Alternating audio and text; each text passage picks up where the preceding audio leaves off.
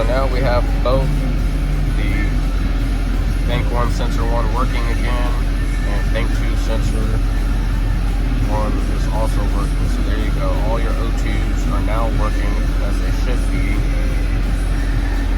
Now, earlier when I looked at your field trims and they were quite a bit off. On bank 1 it was around plus 25, so let's check it out now. It should be close to 0 now. There we go.